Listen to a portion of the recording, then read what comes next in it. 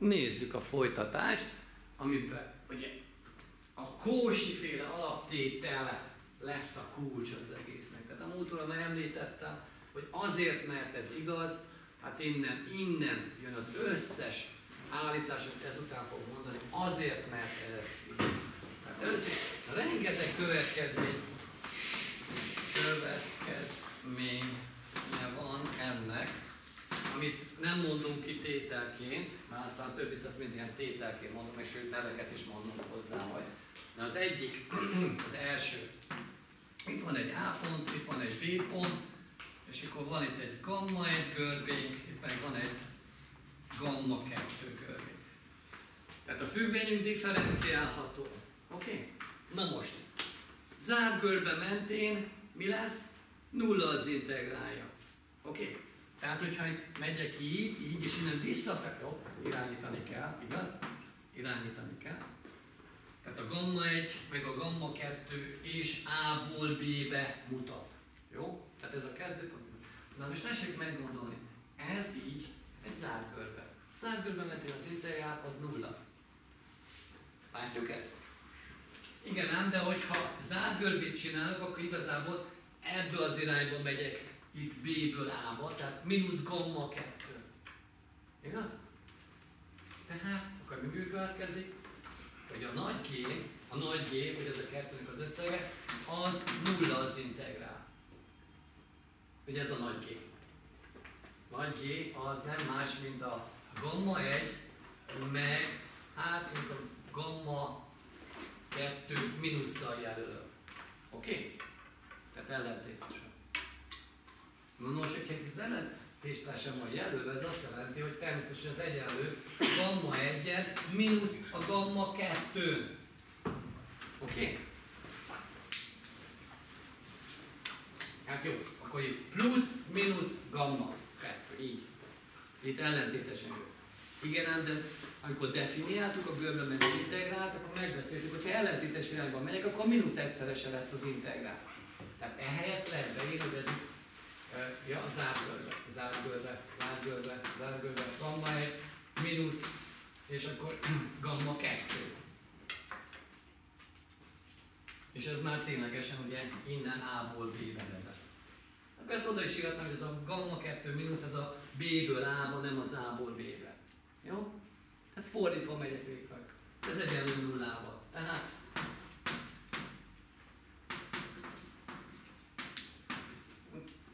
az F-et ki se írta. Hát a függvény a szép, differenciálható, stb. Tehát úttól független.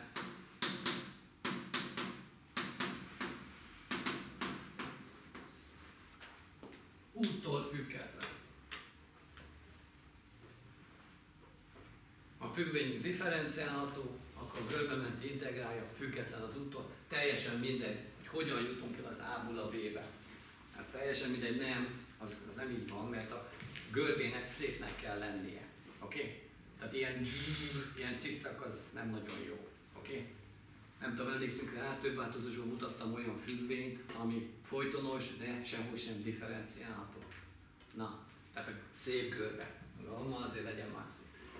Következmény 2.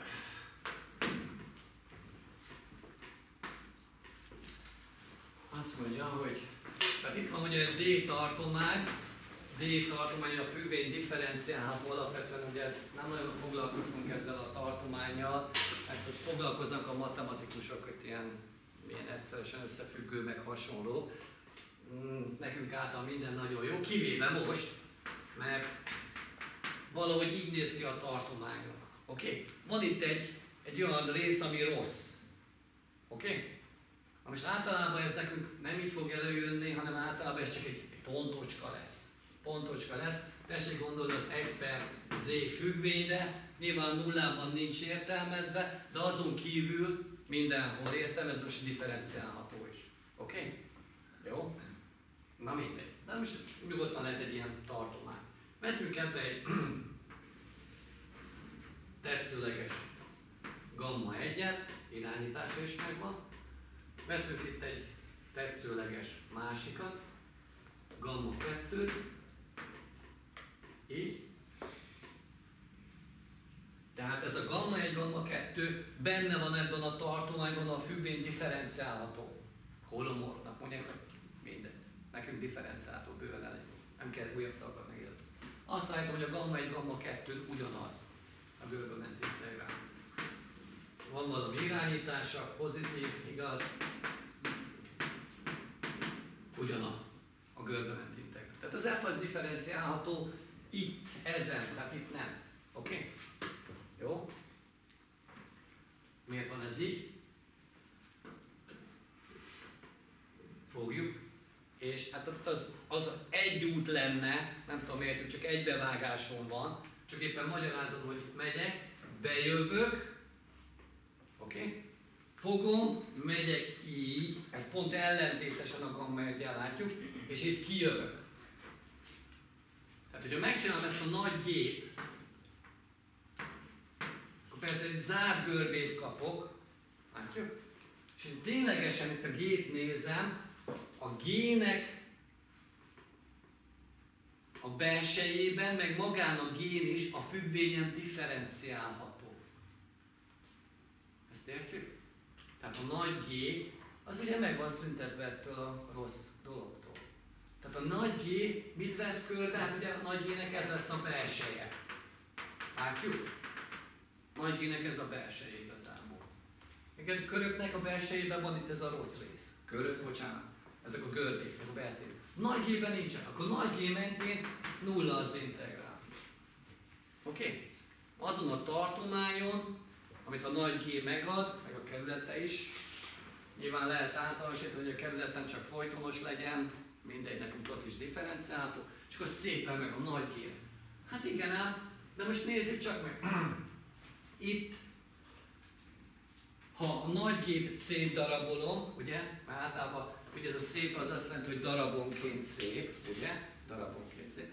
Szétveszem, akkor természetesen ez egyenlő, megyek itt a gamma 2 pozitív irányba, így van, meg bejövök itt ezen a kis szakaszon, akkor legyen ennek is neve, gamma 3, oké? Okay? Gamma 3-at a szakasz, tehát azt is mondjuk irányítsuk már, plusz. Miért? Mert majd azon ki is fogok jönni, nem tudom, látjuk. Megyek itt ezzel, na hát ez itt ellentétes ezzel, látjuk? Látjuk? Tehát meg, ugye a gamma 1 mínuszon, igaz? Ellentétes, nem, erre jövök már itt erre. Meg van itt ez, amikor kimegyek. Itt kimegyek ezen. Hát az meg ellentétes ezzel.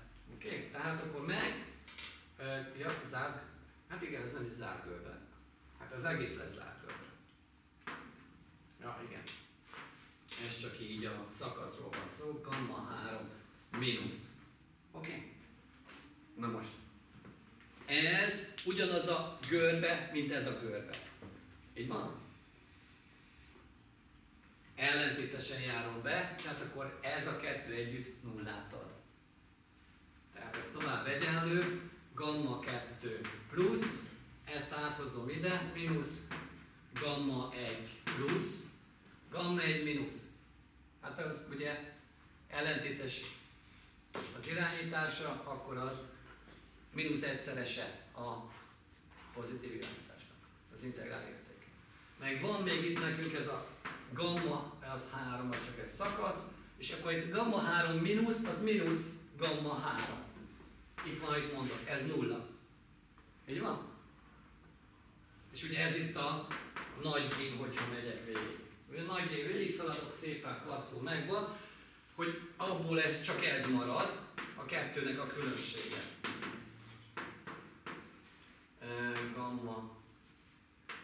Gamma 1 plusz. Na hát ez egyenlő nullával, ugye? G, nagy G. Hát akkor ebből következik, hogy, hát nem is írom fel, ebből következik az állítás. Oké? Okay? Miért jó ez nekem? Hát miért jó az nekem? Mert ilyen krumpli helyett, igaz? És általában, hogy itt van 1 per z esetén, itt van egy rossz ponton van, oké? Oké? Tehát nem, általában összeszűkül ez a rész, ahol a függvény nem differenciálható. Nyilván nullában nincs értelmezve, akkor nem is lehet differenciálni. Logikus. Ahol nincs értelmezve, nem differenciál. Ahol nem folytonos, ott sem lehet. Differenciálta sorok következik a folytonos. Tehát arról van szó, hogyha veszek egy ilyen csúnya görbét, relatíve, mert a legszebb görbe az micsoda? A kör. Mindegy, hogy köré rajzolom, mindegy, hogy itt veszek föl belül egy szép kör. Hát sokkal egyszerűbb paraméterezni, mindent sok egyszerűbb számolni. Itt mondja ki, ez a következmény, hogy ugyanaz az integrál. Tehát, amikor van egy ilyen görbém, oké? Csak az a legjobb, hogy ez a kör szintén tartalmaz ezt a rossz pontot belül. Oké? És akkor ezen lehet kiszámolni. Ez már mindjárt könnyebb, mert ha van egy függvény, akkor könnyebb paraméterezni a görbét is, nem? Hát köregyenlete. Középpont plusz R szer, I ad IT. Rögtön meg is van. Sokkal könnyebb számolni is vele. Na, tehát ennek ez a lényege, hogy igazából kört használhatunk helyett. Jó? És tetszőlegesen kicsi sugarú kört is. Oké? Hát ugye mondta az egy pont, akkor egyre kisebb, meg kisebbet vehetek. Ugyanaz lesz az integrál rajta. Ez nem megdöbbentő, hogy és teljesen mindegy, hogy ilyen nagy körön, vagy csak ilyen picikén veszem, ugyanannyi lesz az integrál. Na.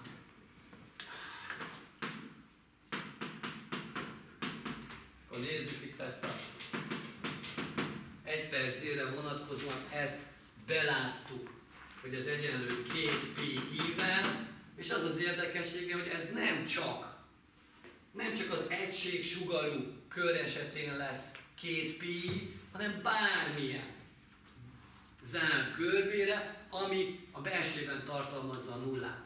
Tehát lehet más a sugara, lehet más a középpontja is. Oké? Tehát itt mi alapvetően definíció szerint azt látjuk be, hogyha veszem itt ezt az egységsugarú kört 1/z-nél. De a tétel azt mondja, hogy teljesen mindegy. Teljesen mindegy, hogy milyen görbét veszünk. Így né. Még nem is kör. Tehát benne van a belsejében. Benne van a belsejében. Teljesen mindegy, hogy milyet veszek. Ugyanúgy 2pi lesz az integrálja. Tehát, hogyha ez itt csak simán gammával jelölöm, jó, persze, pozitív irányítás, akkor ezen gamma mellett is 2pi lesz. Oké? Hát ez egy nagyon nagy könnyebbség, hogy akármilyen csúnya, akármikről van szó, azt mindig ilyen szépen visszavezethetjük, és akkor természetesen ennek az általánosítása az, hogyha van nekem egy ilyen görbém, de mondjuk 2 rossz pont is benne van. Hát gondoljuk el, hát az is lehet, hogy vettek Lorentz sorfejtéseket, vagy akármit, úgyhogy nyilvánvalóan találkoztak ilyen, hogy A per z mínusz alfa plusz B per z mínusz béta. Igaz? Most igazából az fordítva volt, össze volt adva és föl kellett bontani racionális törfüggvényekre. Volt már ilyen? Ment, simán. Na most arról van szó, hogyha ezen a G görbén akarom kiszámolni, hát akkor számolhatom, hogy csak veszek kis köröket, oké? Csak ezeket a pici köröcskéket, ezen számolom ki. Na most ezen nem is kell kiszámolni, mert ezen tudom, hogy 2pi, ezen is 2pi, hát meg van szorozva A-val meg B-vel, és akkor a nagy G-n csak simán össze kell adni. Tehát van ez a nagy G, gamma 1, meg gamma 2, tehát csak ezek a rossz pontok vannak, különben a függvényem az differenciálható, eltekintve azt a 2 pontot, akkor a nagy G-n vett integrál, az egyszerűen csak a 2-nek az összege lesz. Így van. 2-nek az összege. Így van? Hát ezen a körön belül, ugye ez lesz az alfa, ez pedig itt a béta pont, ugye ezen a körön belül ez differenciálható, annak 0. Az integrálja, ennek pedig A-szor 2pi. Ez meg megint csak ugyanaz a helyzet. Ezen belül, ez már kicsi kör, csak egy rossz pontot tartalmaz, a bétát, akkor itt ez nyilvánvalóan differenciálható ebben a kis körben. Ennek 0, a gamma 2-vet integrálja, és akkor ennek lesz. Hát az most itt van. Hát most 1 per z-re írtam a Földön, annak idején említettem, hogy 1 per z mínusz a-nak is 2pi lesz, hogyha a a görben belsejében tartalmazza a rossz pontot. És akkor csak így, össze lehet adni. Össze lehet adni. Úgyhogy nagyon könnyű ilyen görbementi integrálókat számolni. 1, 2, 3, jön a harmadik.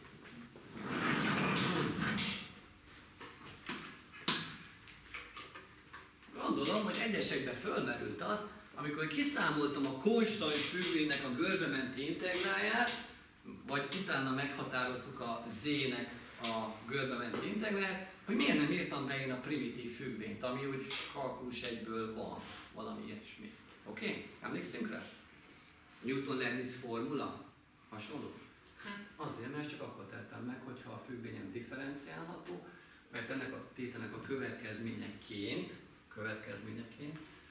itt van az A ponton, itt van a Z ponton, ugye így teljesen mindegy, hogy milyen görbét veszek, akár ezt is vehetem. Ha a függvényem differenciálható, akkor az az úttól független, úgyhogy definiálhatom, van értelme ennek a definíciónak. A-tól Z-ig, FZ, DZ. Tehát kisebb az differenciálható, kisebb differenciálható.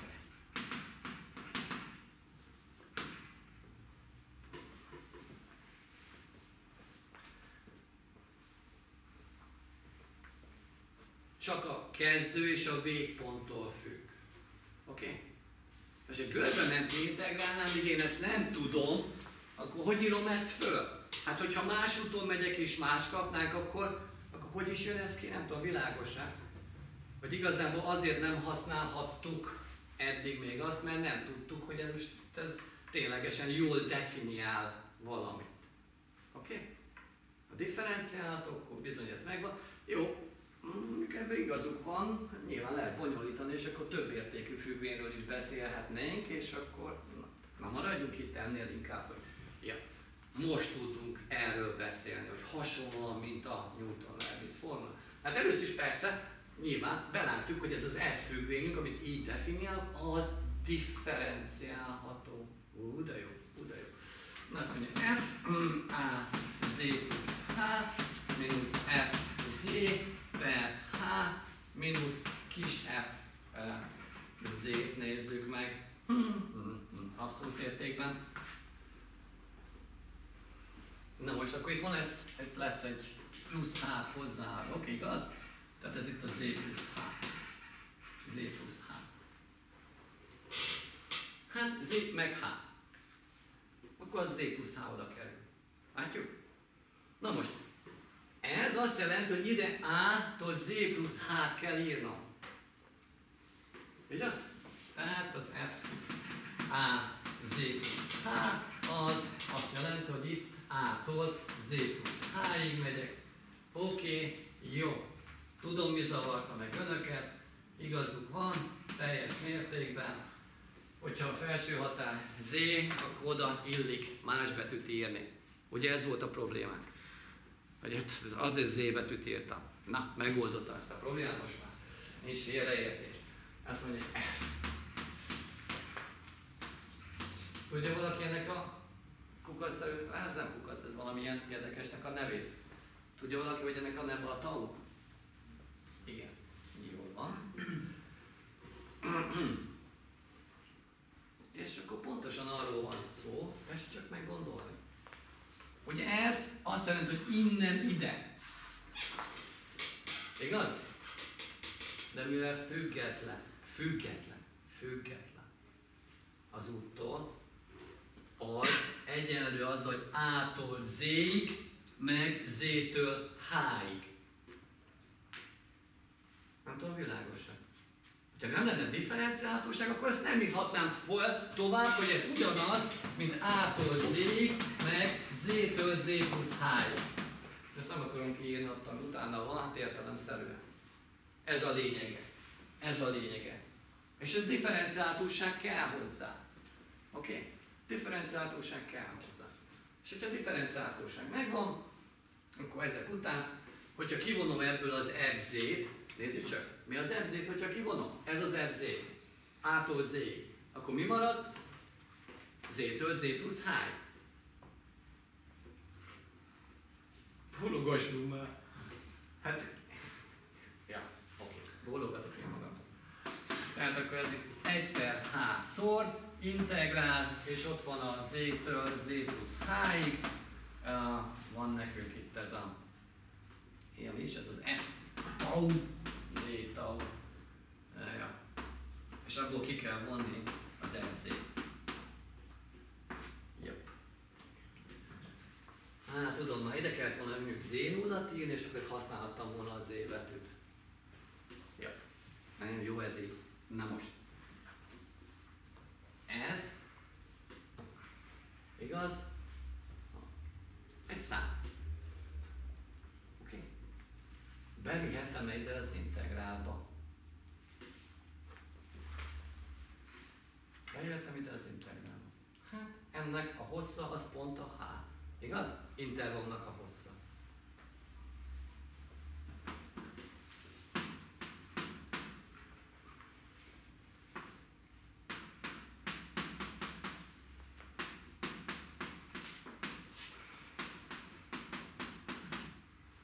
Próbáljuk ki.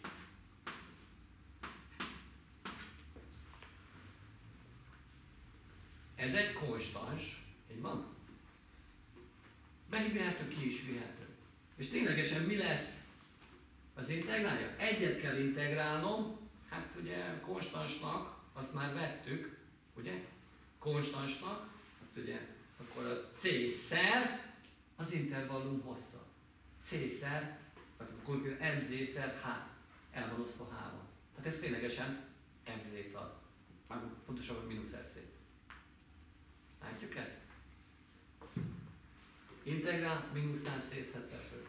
1 per H, Z-től Z plusz H-ig egy konstansnak, meg FZ van, itt meg D tau szerint kell integrálni, akkor ez itt egy konstans, kiemelhető, egynek, az pedig ez pontosan a hossza. Z plusz H. Hát ugye a végpontból az induló pont. Volt ilyenük? Volt. Oké. Tehát akkor ez simán bevihető ide. Hát itt meg ez gyerekjáték. Ez gyerekjáték. A H az mit is csinál? Ugye ennek kell venni a határértékét, hogyha H tart hová? A nullához. Igaz? Na, akkor fogom megkapni micsodát? A deriváltat. Nem? Differenciáltok, ez a határérték. Ops! Lehagytam a kisát. Na, lehagytam a kisát. Azt adjuk. Már is mondottam. Na,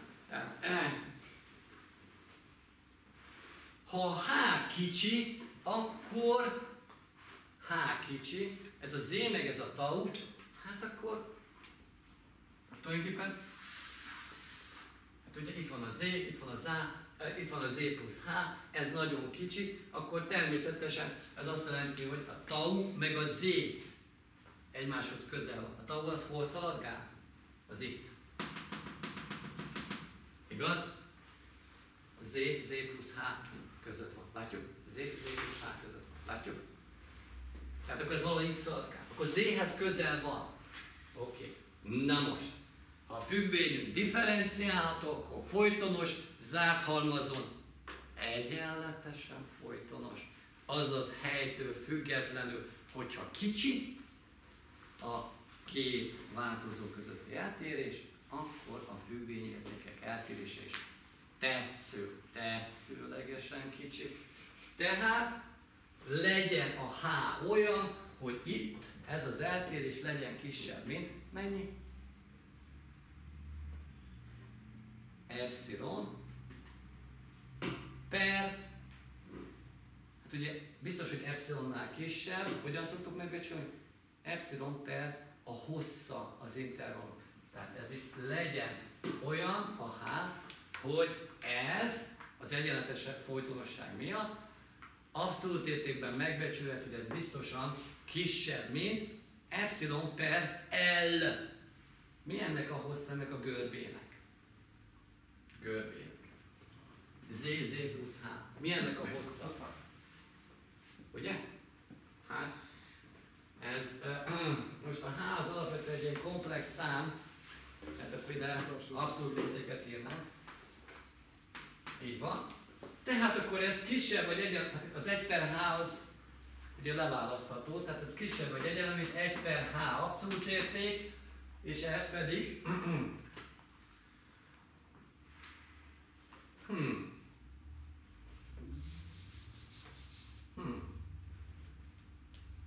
nem is kell epsilonnál is.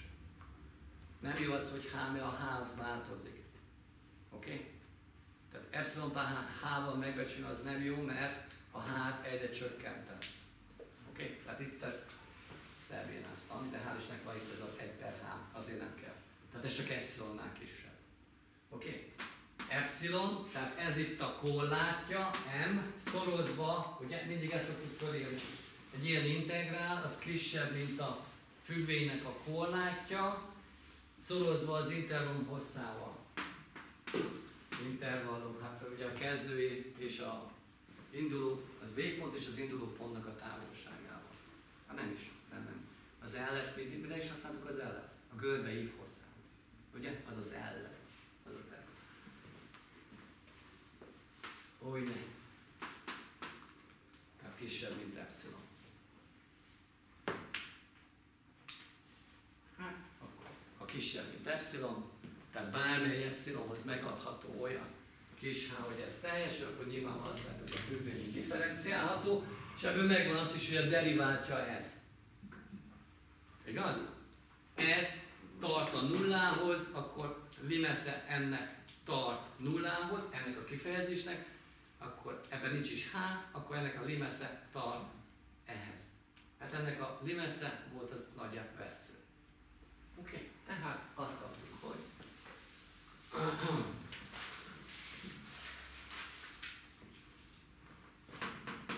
F vessző AZ az egyenlő kisebb Z-vel. Oké? Tehát az integrál függvény az differenciálható, és a deriváltja az a kisebb függvény. Oké? Na.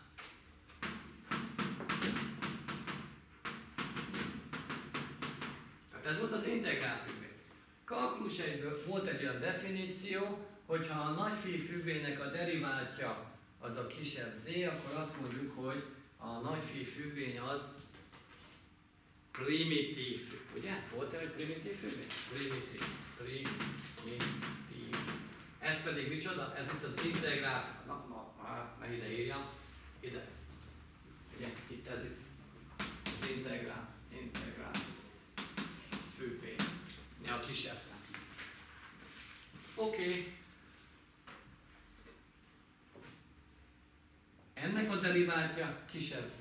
Tehát, hogyha veszek egy másik függvényt, ennek a primitív függvényen szintén kisebb Z, akkor ebből következik, hogy az F vessző AZ mínusz phi Z vessző Z az egyenlő nullával.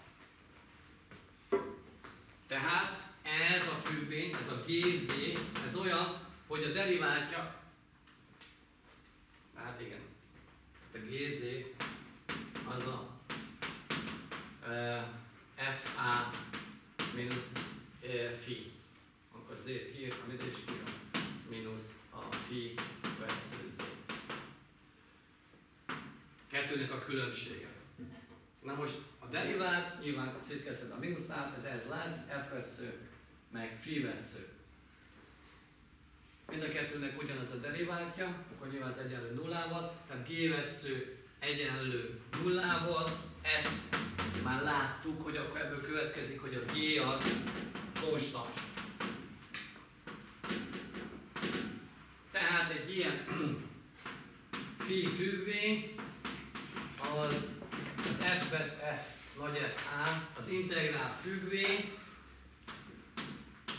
plusz még valami C konstans áll elő. Tehát az összes. Ugye? Hát annak idején kalkulus 1-ből ezt mondtuk, ez a határozatlan integrálja, ami egy függvény család, a plusz C kellett belőle, abból egy primitív függvény, a C-t speciálisan választottuk meg. Okidoki. Tehát ezt akár unhatjuk is el, ez egészet, mert ez a kalkulus 1. De ez csak akkor megy, hogyha a kisebb függvényünk az differenciálható. Tehát nagyon lényeges. Ott, nem tudom, emlékeznek-e rá, elég volt a folytonosság a kisebbnek, tehát a kalkulus 1-ből F folytonos volt, akkor ez minden ment, és ment az úgynevezett micsoda is, Newton-Leibniz formula, ami itt is megy. Ezek után egyértelmű, hogy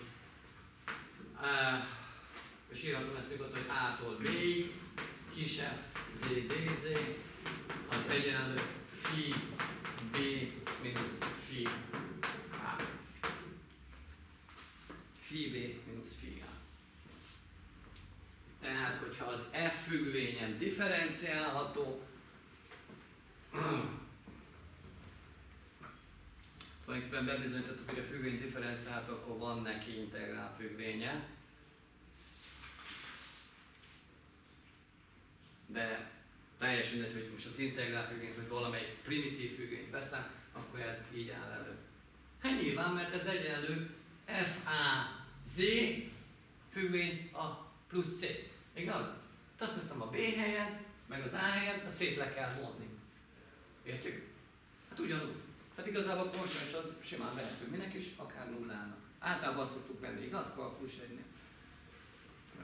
Ha határozott integrált számoltunk, akkor mindig előbb határozatlan, megvan, ott van egy C betűnk, utána amikor visszahelyettesítem, a C-t elhagytam. Vagy ez már nagyon messze volt. Ez már nagyon messze volt. Okay. Jó. Mindenesetre komplexben is ugyanaz. Hát tulajdonképpen itt most csak mutattam önöket ezzel, hogy megmutattam, hogy jé. Hát bizonyán. De akkor ezek alapján például nézzük csak, hogy veszük egy példákat, példa, azt mondja, hogy Z a paraméteresen írja, vagy Z négyzetnek 1/Z négyzet, hogy szeretnék látni? Paraméteresen, hogy Z az n-ediken, vagy Z négyzet legyen belőle. Kérdés, mindegy.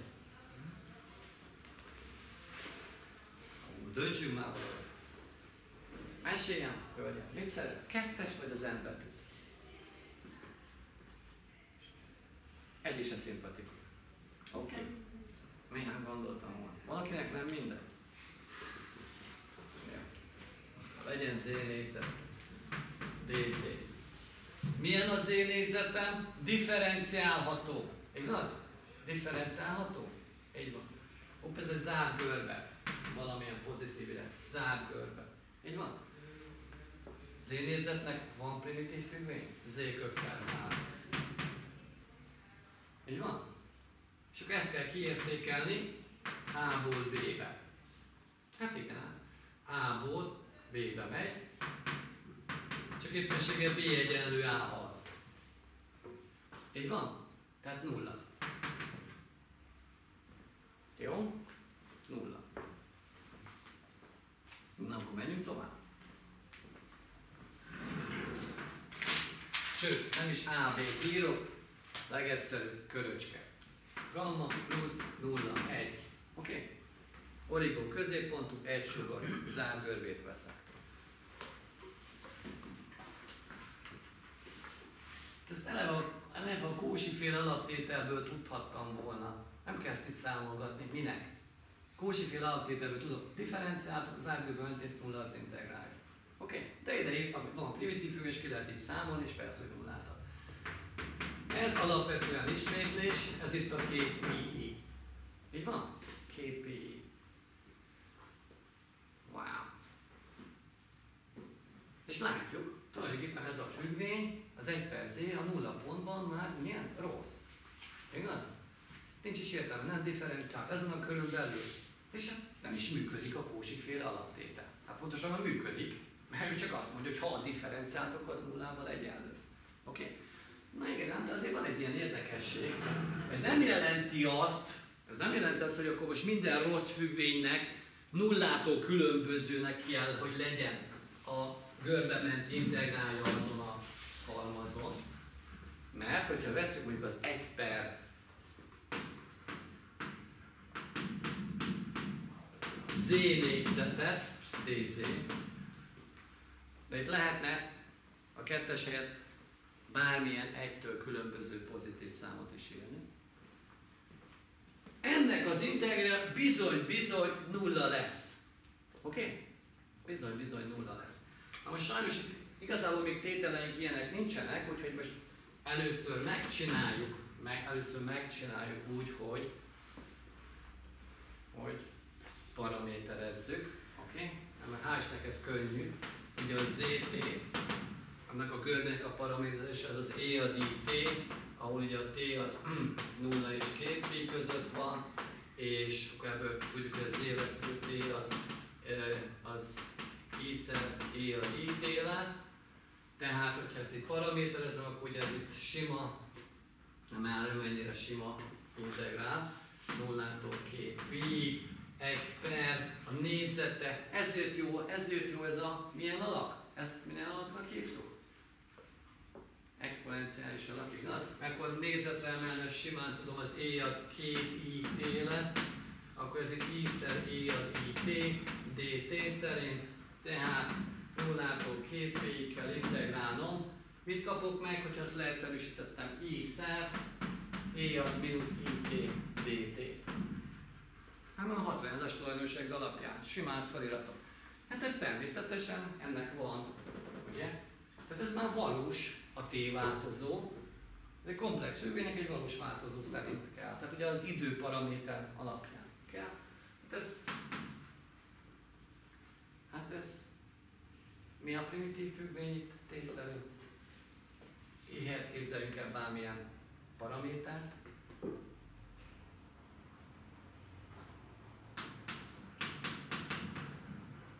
Hogyha ezt lederiválom, e adnak önmaga, mínusz it-nek pedig mínusz i. Így van? T szerint a deriváltja. Mínuszszor mínusz i az i. Tehát ténylegesen ennek ez a deriváltja. Ugye, amit soha nem csináltak meg, hogyha volt valami integrál, valami kijött, hogy kipróbálták volna, hogy a deriváltja az tényleg az, ami ott a nyújtott s-betű után van. Ez egy ellenőrzési lehetőség. Ezt kell a 0,2pi-ben kiértékelni.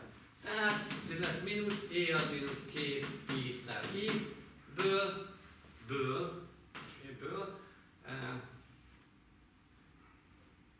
na, hogy is írjam?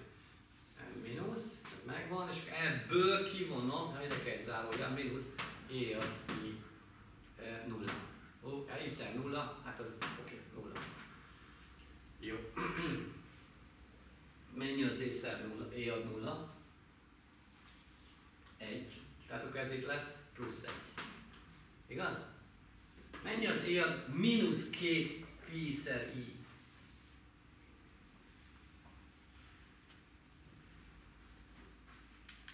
Exponenciális függvény 2 pi szerint periódikus, ez ugyanaz annyi, mint e ad 0. Tehát 1. Wow! Pedig ez is rossz a nulla pontban. Látjuk, hogy ez is rossz a nulla pontban? Ez is rossz a nulla pontban. Mi a nagy különbség? A nagy különbség az, hogy az 1 per z-nek mi is lesz, hát igen, az 1 per z-nek mi is lenne a primitív függvénye?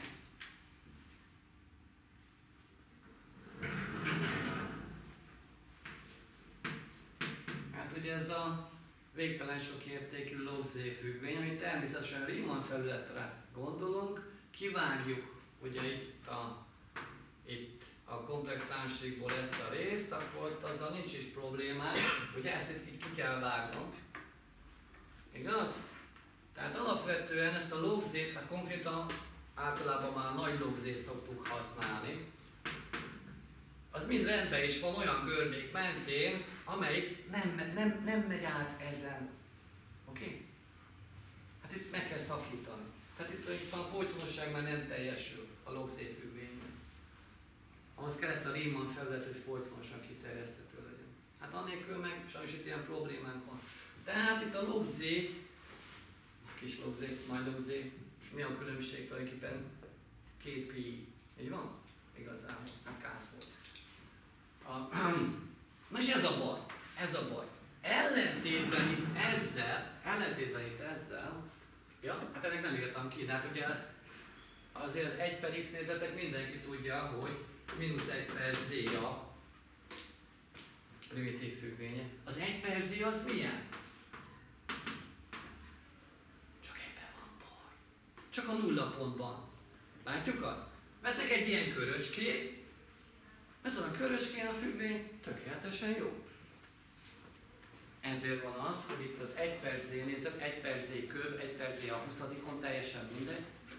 Annak ténylegesen így lehet kiszámolni, lehet használni ezt a primitív függvényt, és akkor valóban nullát fog adni. Tehát nagyon érdekes, hogy tulajdonképpen azt mondhatjuk, hogy a z az n-negyediken pz, gamma plusz 0,1 az egyenlő lesz nullával, hogyha a kitevő nem -1. Oké? Okay? Tehát általánosan mégiscsak fölírtam. Nyilván, hogyha az n az pozitív, hát akkor ugye a polinomok vannak, azok természetesen differenciálhatóak. Ha meg nem, akkor vannak az 1 per z, köb z a negyediken és így tovább, és akkor annak megfelelően, ugye, hát most tulajdonképpen beláttuk, és itt mondom, van egy ilyen tétel, hogy a primitív függvény az szép, tehát az csúnya. Látjuk? Már ugye ki kell vágni az egészet, és akkor körbe belemegy. Itt ez meg itt szép. Hát most nekünk szerintem bőven ennyi elég, hogy csak itt szépnek mondta a primitív függvény. Jó? És akkor már is igaz, tulajdonképpen bizonyosít majd kicsit az általánosítása itt ennek a Cauchy-féle alaptételnek. De abban nem megyünk bele. Maradjunk annyiban, hogy kiszámoltuk, azt kapjuk. Oké? Okay? Na most, ki az, aki megcsinálná a házi feladatot? Már van én, hogy akkor például gyökzével mi van? Beszéljük meg a gyökzét. Mit gondolnak? Mit éreznek? Mit sejtenek? Hogy a gyökzével, hát ugye megvan, hogy z az n-ediken, akkor mi van, ha z az nem az n-ediken lenne, hanem mondjuk lehetne alfán, vagy valami hasonló. Persze az már elég nagy túlzás, hogyha a z az alfadikonról beszélünk, ott az, nem tudom, emlékszik még rá valaki, amikor arról beszéltünk, hogy azt hogyan is kell megcsinálni. Mindegy. Van-e valami érzésünk ezzel kapcsolatban? Na most, hogyha valósra gondolok, akkor z az 1/2 ennek a primitív függvényét azt tudom, z az 1/2 ennek, ugye, vagy x az 1/2-nek, a 3/2 kitevővel osztani 2/3. Így van? Oké? Okay? Jó? Tehát végül is van neki primitív függvénye, igaz? Hát csak az a kérdés, hogy a primitív függvény most hol is van definiálva, tehát hol is van értelmezve. Emlékszünk még a gyökös függvényeknél? Gyökös függvényeknél is mit kellett csinálni? Ki kellett így vágni. Igaz? 1 per z-nél itt nem differenciálható. Gyökös függvényeket, hogy tudjuk értelmezni, tehát itt a folytonosság nem teljesül. Csak akkor, hogyha a Riemannra felszaladok. Oké? Okay? Ki kell itt vágni, sajnos ez a köröcske ez itt átmegy rajta. Oké? Okay? Tehát mit sejtenek? 0 lesz, vagy nem lesz 0? Hát most a logaritmus megnézzük, akkor azt mondjuk, hogy nem lesz 0. Hát tessék kiszámolni. Nyilván paraméterezni. Nagyon nehéz. Amit itt megcsináltam, csak az a különbség, hogy ugye itt E ad, hogy egy gyök van, tehát akkor az ott E-ad 1/2 IT-t kell megszorozni, E-ad 1/2 IT-t kell megszorozni, I-szár, stb. És ki fog jönni, hogy wow, nem nulla a görbementi integrália, zárt görbementi integrálja. Tehát mondom, ezt nagyjából itt ez az, ami úgy segíthet abban, hogyha valaki szeretné látni azt, hogy miért is nem jó, mert a primitív függvény az nem egy pontban rossz, hanem itt ezen. Természetesen, hogyha itt veszek fel egy kis karikát, akkor nincs semmi probléma. Nem tudom, értik-e. Tehát, hogyha a zárt görbém olyan, hogy ott azon, tétel is azt mondja ki, nem az egész célről beszél.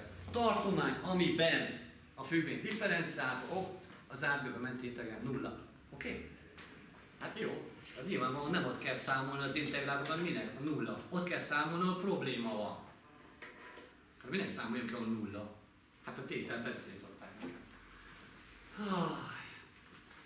Menjünk volna.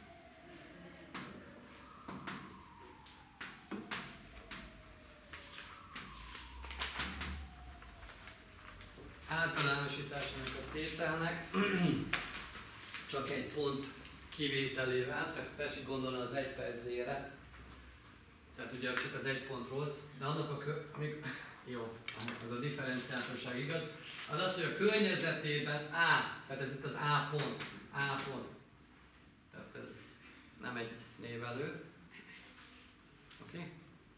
Tehát az A pont környezetében korlátos. Tehát az A-ban nem kell korlátosnak lenni.